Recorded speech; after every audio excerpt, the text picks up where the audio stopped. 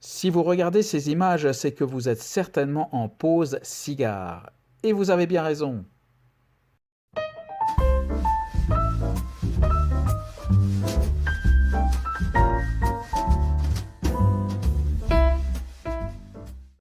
Bonjour et bienvenue dans la continuité de la vidéo précédente. Nous restons en République dominicaine avec un cigare de la marque Capadura.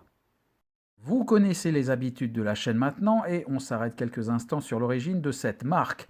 Alors il a vraiment fallu creuser sur Internet et encore je n'ai trouvé que des informations parcellaires. Je ne sais pas en quelle année cette marque a été lancée et j'ai même un doute sur le nom de la personne qui a créé cette marque. Il semblerait qu'il s'agisse d'une femme répondant au nom de Ruth Elizabeth Batista qui dirige aussi une corporation qui s'appelle Luba Cigar et qui importe et distribue les cigares, en tout cas aux États-Unis.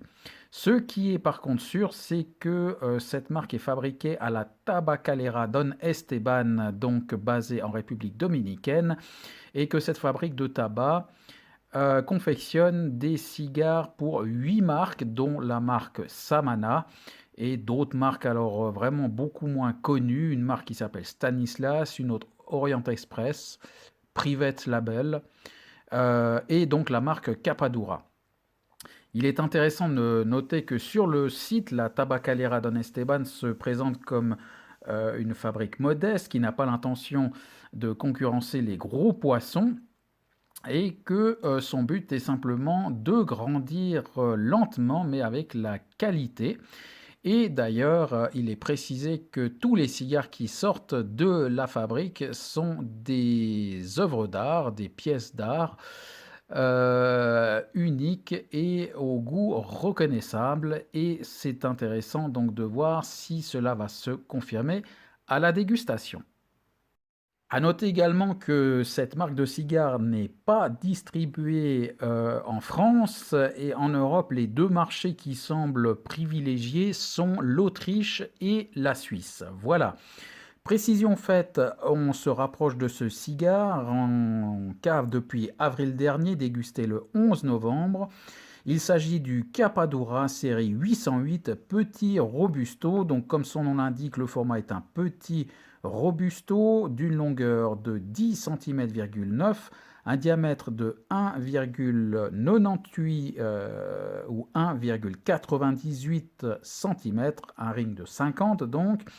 Pour ce cigare donc d'origine de République dominicaine avec une cape d'Équateur, c'est une Connecticut Shade et la sous-cape vient de République dominicaine, d'une sorte de tabac des Olor et la tripe, alors chose intéressante, est composée de 4 tabacs différents, tous de République dominicaine, des tabacs de Olor, je ne connaissais pas ce terme, et plus connu des tabacs Piloto Cubano. Le prix de ce cigare à l'unité, 6 francs suisses.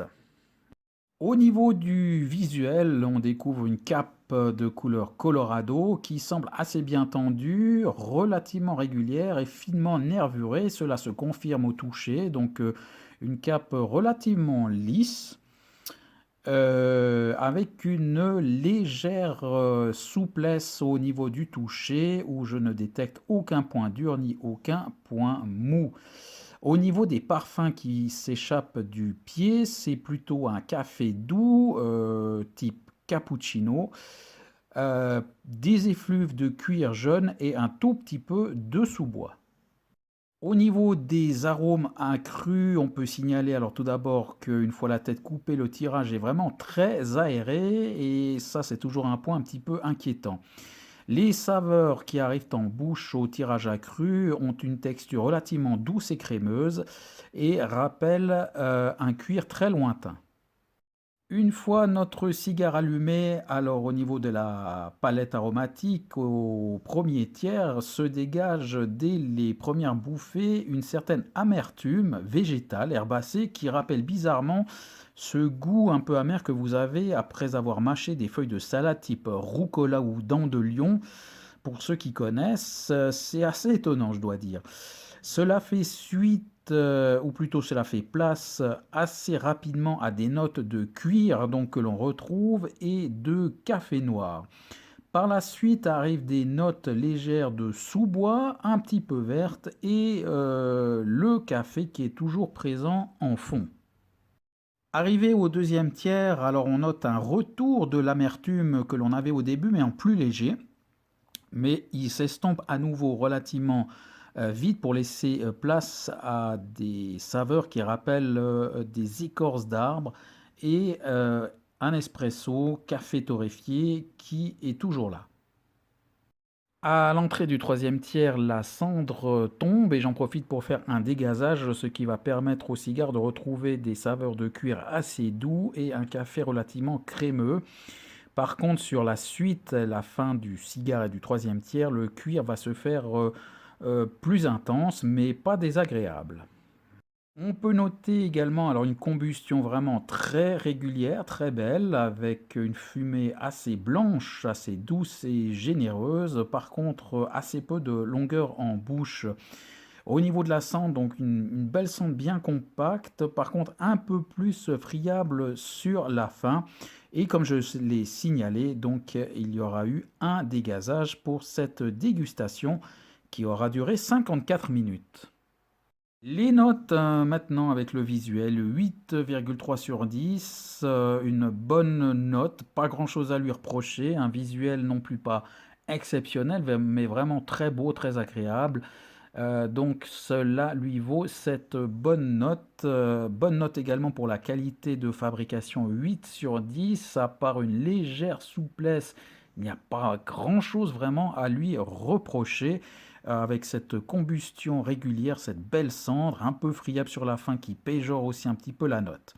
Au niveau de la palette aromatique, 6,7 sur 10. Alors, une palette aromatique sur laquelle il est intéressant de s'arrêter un petit moment pour signaler qu'elle est vraiment très agréable et j'y reviendrai, mais vraiment un bon cigare. Par contre, c'est une palette aromatique qui reste relativement restreinte, mais dans sa catégorie et dans sa fenêtre de tir, j'ai envie de dire, sur les arômes sur lesquels ce cigare joue, c'est vraiment très intéressant. On passe de l'un à l'autre, plus ou moins fort, mais on ne peut pas dire qu'on a des évolutions vraiment extrêmement variées ni spectaculaires. Tout se passe en douceur, mais c'est relativement agréable, quoique un peu restreint, d'où ce 6,7. Le rapport qualité-prix, alors 8 sur 10, c'est un cigare, comme je l'ai dit, vraiment agréable et pour 6 francs suisses, vraiment rien à dire, on passe un très bon moment et cela lui vaut donc une note globale de 7,75 et c'est le cigare qui obtient pour le moment la meilleure note juste avant le Flor de Selva et franchement c'est mérité, encore une fois on a vraiment passé un excellent moment. Un index de puissance enfin de 4 sur 10, cela reste un cigare quand même relativement léger et c'est également ce qui péjore un petit peu la note de la palette aromatique, c'est qu'on a une longueur en bouche qui n'est quand même pas très longue. En conclusion, alors je retiens vraiment un cigare vraiment léger mais très agréable. Pour cette marque qui est vraiment pas très très connue et pas forcément largement distribuée en Europe et comme je le signalais, malheureusement en France, on ne le trouve pas apparemment pour le moment. Pour le reste, je l'ai dit pour plusieurs cigares, mais vraiment celui-ci fait un petit peu office de référence. Si je devais citer un cigare pour débutants, il remplit vraiment tous les critères et c'est un cigare sur lequel je pourrais facilement revenir avec plaisir. En espérant vous avoir fait découvrir une marque pas très connue, j'espère vous retrouver pour une prochaine vidéo et je vous dis à bientôt.